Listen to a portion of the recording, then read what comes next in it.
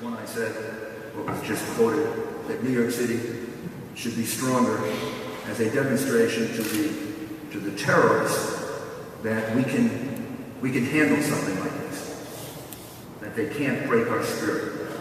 Because right from the very beginning and to this day, I believe that those attacks had two purposes, at least. One purpose was to kill enormous numbers of people for their insane reasons. And they succeeded in doing that. They didn't succeed as much as they wanted to because of the incredible bravery of the firefighters and police officers who went in the building, remained calm, and got them out. But still, it's a number that makes it the worst attack in the history of the United States. But they had a second purpose, and their second purpose was to break our spirit. Their second purpose was to demonstrate that America is weak. It's not accidental that they attacked the capital of the United States, Washington, D.C., and the financial capital of the United States, New York City, the World Trade Center, Wall Street, because these are the things they think are wrong with us. They think our economic system is unfair, oppressive. They believe our political system is equally as unfair and oppressive. And they wanted to demonstrate that we didn't have the strength of character that they had.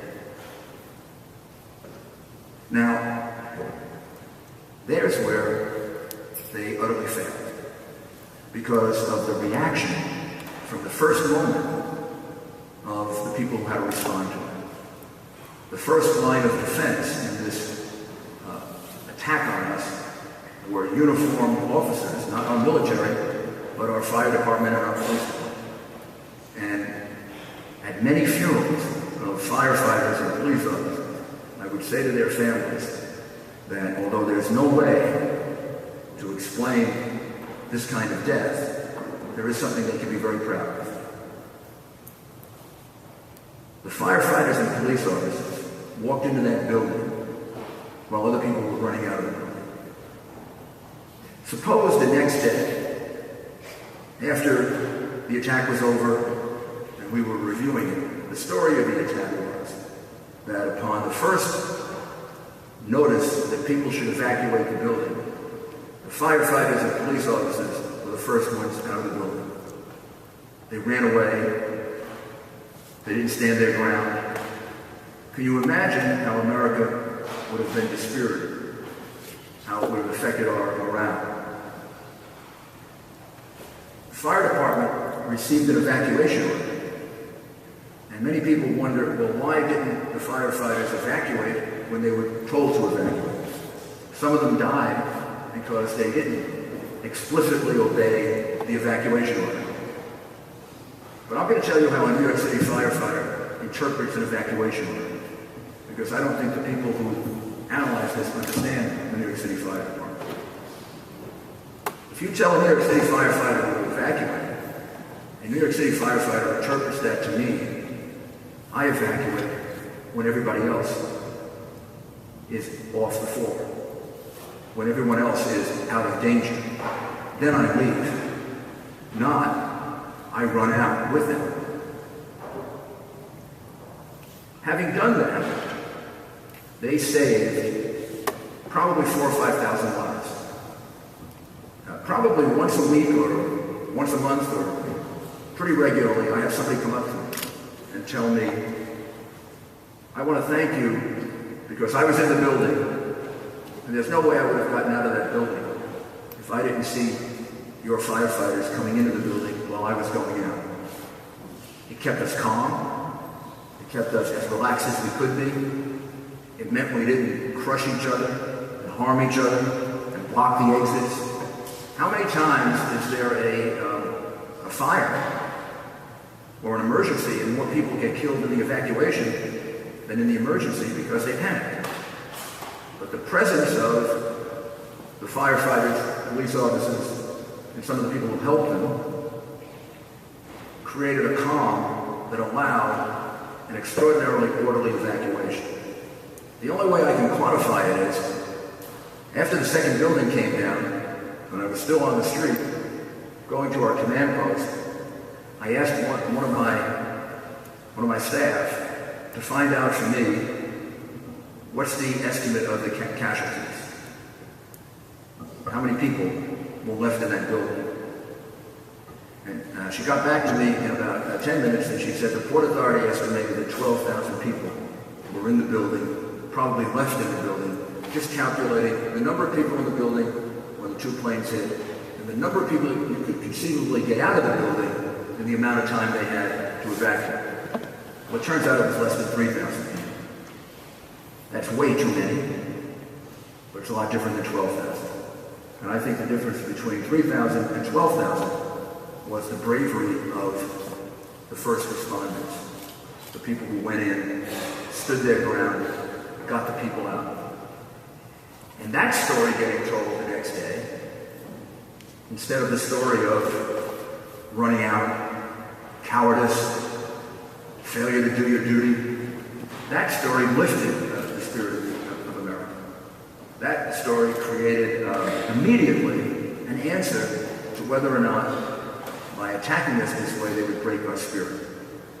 And the story became resiliency, strength in the face of absolutely indescribable horror. Probably the best thing that symbolizes it for me is the photograph taken of the firefighters putting the flag up at ground zero sometime that afternoon. It's a big pile of rubble. Below that rubble were fires, 2,000 degrees or more. And these 4 or 5 firefighters took an American flag and they put it up. I saw a picture of that afternoon, after being informed of one death after another. And when I saw that picture, it lifted my spirits.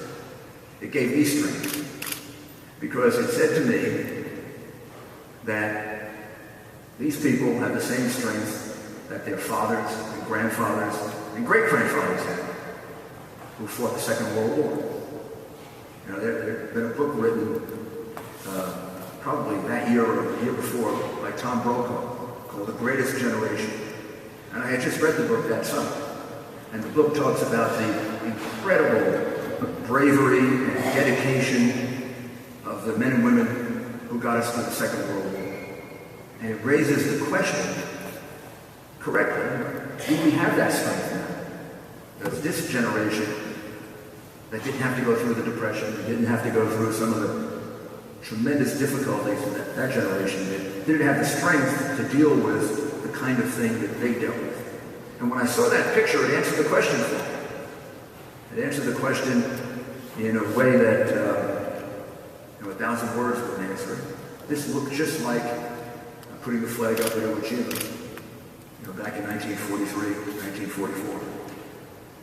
And I said, well, I know we have the strength because we have these incredible men and women who, after all, are the descendants of the people who accomplished that. And I think that's the debt that we owe to them. That's the debt that we owe to all the people that died on September 11th. But in particular, to the people who, in many ways, deliberately gave their lives on September 11th. The New York City firefighters, New York City police officers, the Port Authority police officers that died that day did not die by accident. Other people died and never expected to die. And there was no reason for them to die. And it's a horrible tragedy that they died.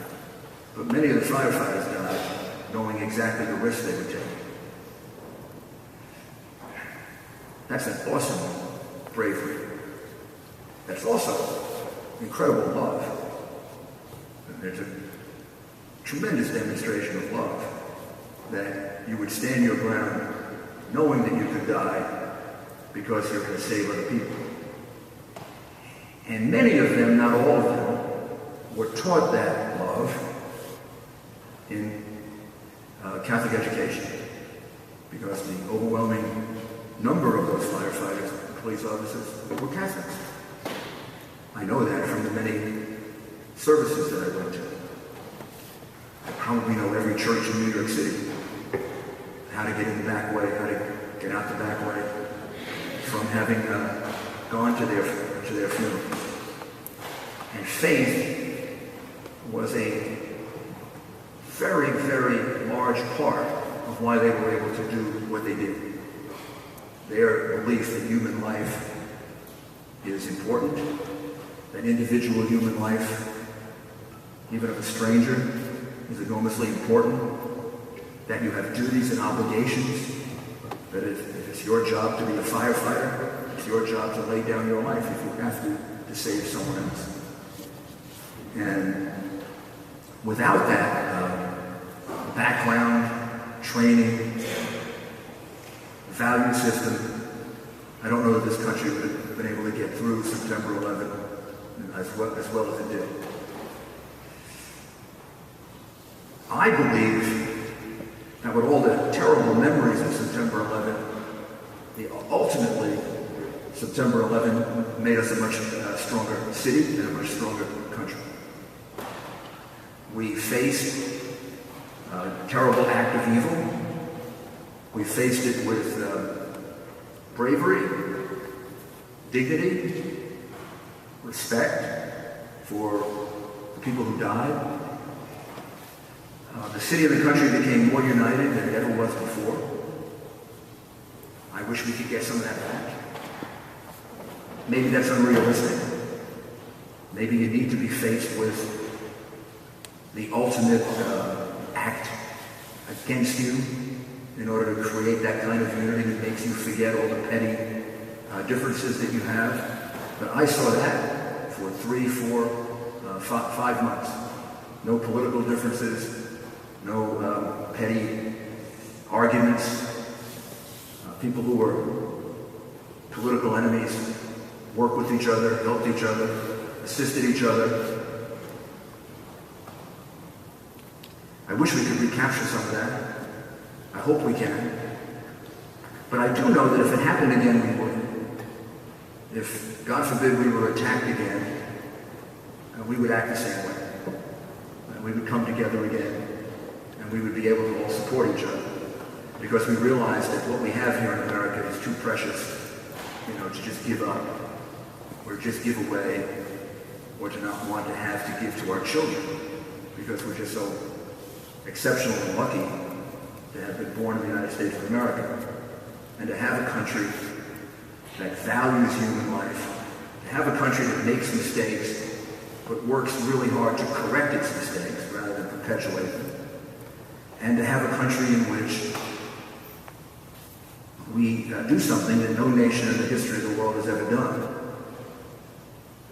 I can't think of an empire that ever fought wars to protect other people. The Roman Empire fought wars to acquire riches and territory and strength and expand for the Roman Empire.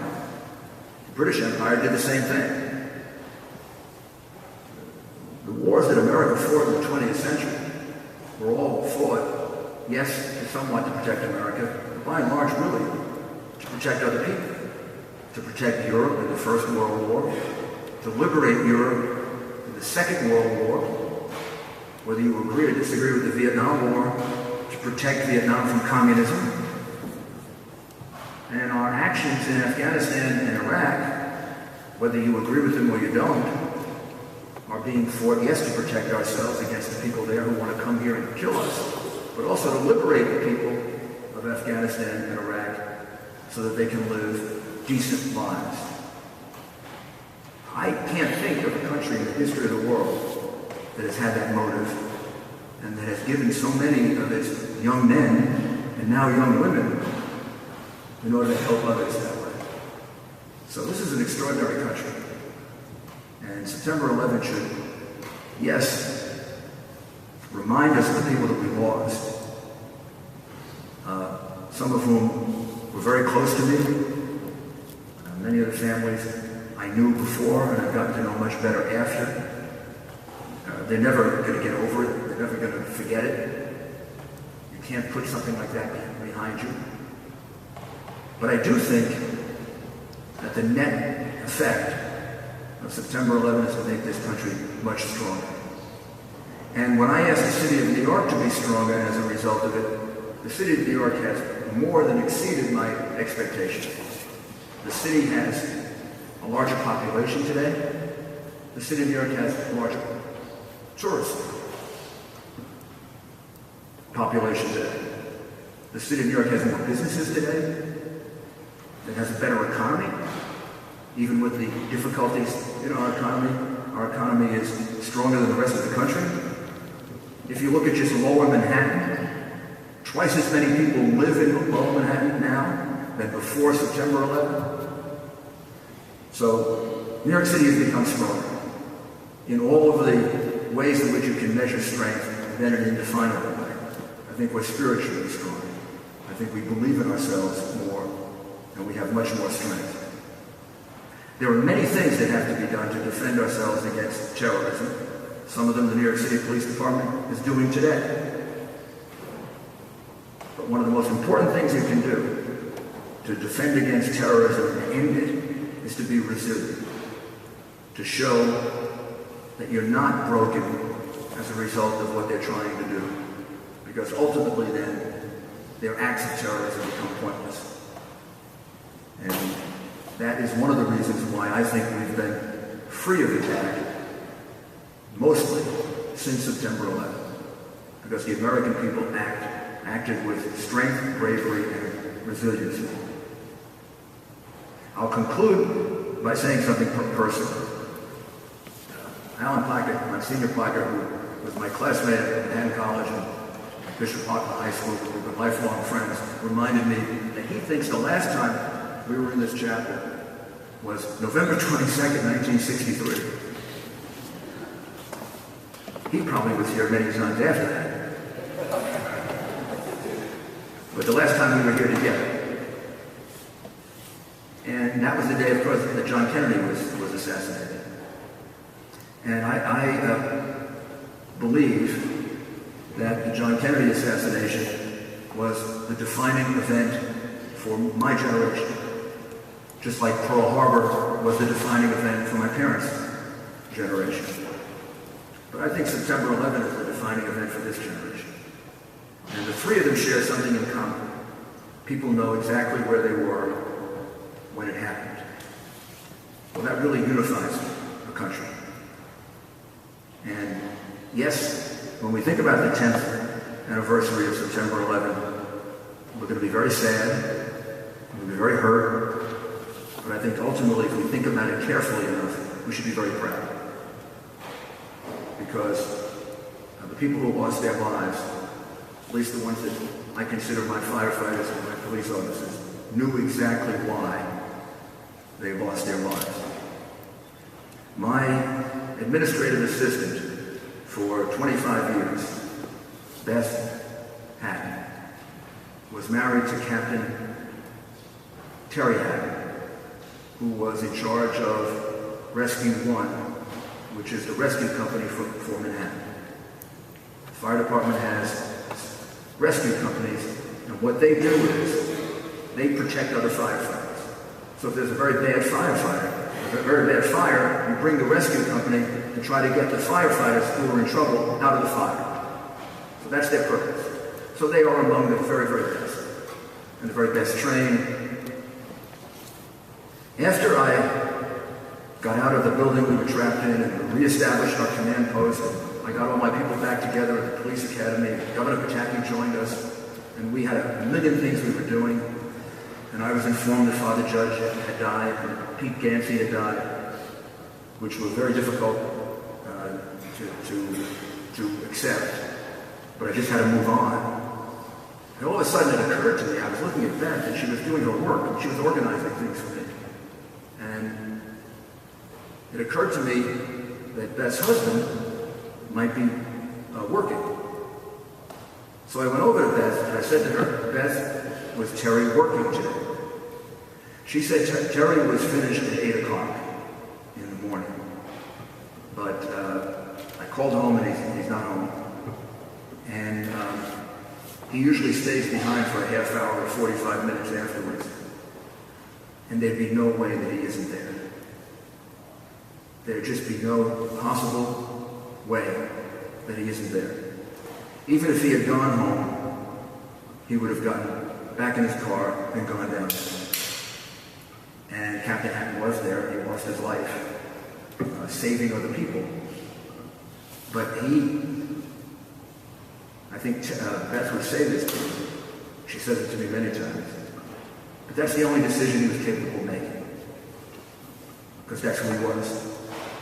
And when I spoke at his funeral at St. Patrick's, I said, I don't know where we get men like this.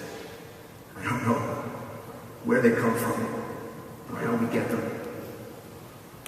But the only reason I think we get them is that God gives them to us. And he gives them to us at the right time, and in the right number, and in the right place. And we should be very fortunate that we have people like Terry Hatton. We had hundreds of them on September 11. We have thousands of them now, all throughout the world. And tomorrow I'm going to go to West Point and see, 5,000 of them getting trained to do the same thing for us. I wish they weren't necessary, but this is the real world that we live in. And they demonstrate the kind of love that Jesus talked about. I mean, the most extraordinary kind of love, where you can lay down your life for someone else. And I think when we celebrate the 10th anniversary of September 11, it's them and their memory and what they did that we should celebrate. And they make us a stronger country. God bless you.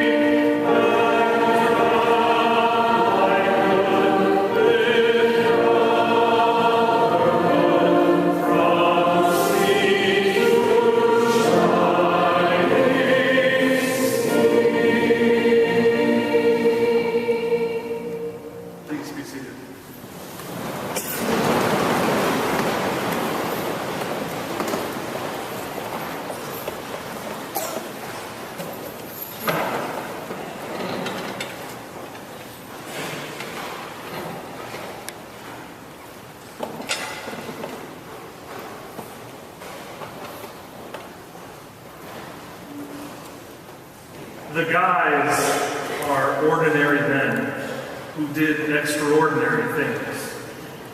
In this case, they are firefighters. Not a group often thought of before 9/11, unless your house was burning down. Now they are at the top of our national honor roll. Ann Nelson's play is an homage to all those who died in the Twin Towers on that fateful day almost 10 years ago. The Guys is culled from Ms. Nelson's own experience in writing eulogies for some of the fallen firefighters. We, the audience, will be listening in on a conversation between two very different people, each trying to sort out their feelings about a disaster that is too big for their minds to hold. One is Nick, an FDNY captain who just happened to be off duty when his unit was called into the World Trade Center and disappeared from the face of the earth. Still unable to come to terms with that, he has been asked to speak at several of the memorial services. He is at a loss for words. The other is Joe, an Oklahoma-born reporter who, like many of us, feels powerless despite an overwhelming desire to help. Somehow, in the peculiar serendipity of those days, they are thrown together and find a kind of catharsis, the beginning of healing, as do those who witness their encounter.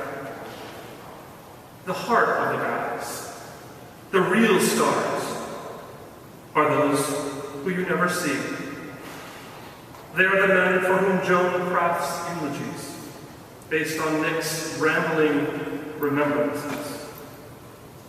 It begins silently, with the mood being set with Joan's opening monologue, as the all-too-familiar images unreel in our mind's eyes. The giant buildings on the horizon, a plane, fire, smoke, the faces of people staring in stunned disbelief. What were they doing this week in New York City? Going to plays written by Europeans, listening to jazz and string quartets. All those things you weren't supposed to do in Oklahoma. I thought you probably needed a passport to get into New York. I had this picture in my mind of people lined up at the bridge, paying a fee for admission. I was right. I hit New York when I was 17, and never really went back. Stone by stone, I built my life. A pre-war apartment on the Upper West Side. Rent stabilized. Filled with music, books, a husband who liked opera more than football, 2 charming children, and a good private school. An interesting job. Oh yes, my career. I started out as a young woman traveling to Latin America and writing about the dirty wars. I was a brave, foolish, 25-year-old girl. Yes, girl. Though I would have fought that word at the time. I saw the bodies, talked to refugees, dodged bombs. The only time I was really afraid was on the nights before I got on the plane to go back down. I'd cut my deal with God. If I got killed this time, someone would have to feed my cat. That was before I had human independence. After a few years, I burned out, settled down, I made my mother happy, and when I got my normal life, my apartment, my family, it was like a gift. Gradually, I stopped reporting. I found work as an editor. I became theoretical. Where were you on September 11th? Question of the year. I was at home, getting ready to vote for Mark Green. How many times did I vote for Mark Green?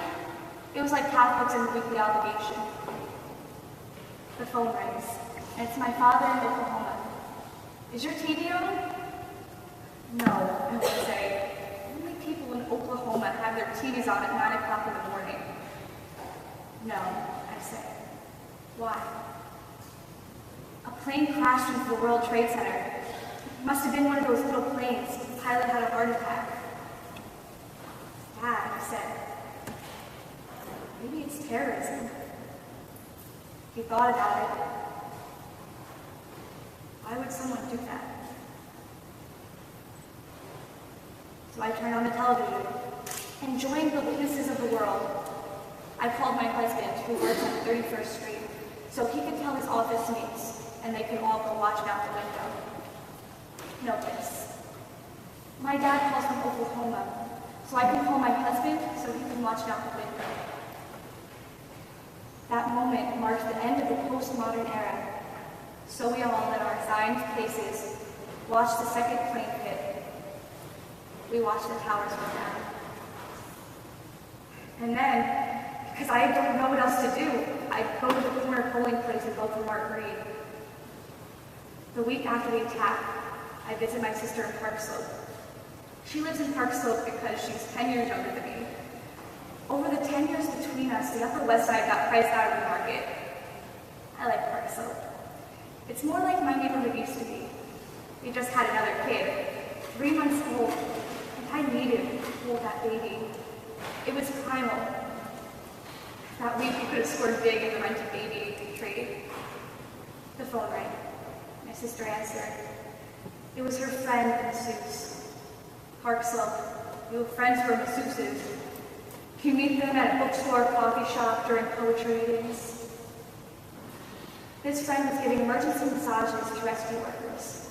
Look, she said, I've been working on this guy, bad shape. He's a fire captain, and he just lost most of his men. He's got to give the eulogies. The first one is on Thursday. He can't write them. He needs a writer. Well, he said, when was the last time I heard someone say they needed a writer? In fact, that was when we were all discovering our crisis of marginality. Everyone wanted to help, but we couldn't. They didn't want amateurs wandering around the site. They didn't want our blood. Even surgeons felt useless. A friend of mine went to volunteer. Plumbers and carpenters first, they said. Intellectuals took back the line. The firefighter needs a writer. I called him. He lived down the block. Come now, I said. I have a few hours. My sister took the baby out for the day. I knew exactly what to expect. Fire captain, big guy, worked out. Knock. Lights come up to reveal a modest living room. There are 2 chairs with side tables that hold a coffee cup, half full, 2 cups. It is early afternoon. Nick is in his late 40s. He is informally dressed, holds a folder, files in his hand. He looks around him uncertainly, with an apologetic, disoriented expression, then offers his hand. They shake. Joe? Hi. Hi. I'm really sorry about it. Yeah. Look, I feel really bad about this. It's a beautiful afternoon. It's the weekend. You should be with your kids. You don't need to be doing this. My kids have play dates. I'm used to this. It's fine. Do you want some coffee? Yeah, sure, if you've got some going. No? Sugar? Just black. You see, I just don't know what to do. These guys, the call came, and then they went off. They haven't found them yet. But some of the families, they want to have a service now so they can try and move on. You gotta get up and talk in church. I've been sitting down in front of a piece of paper all day, and haven't been able to write one sentence. Not a thing. Keep going into a clutch. I mean, I'm no writer.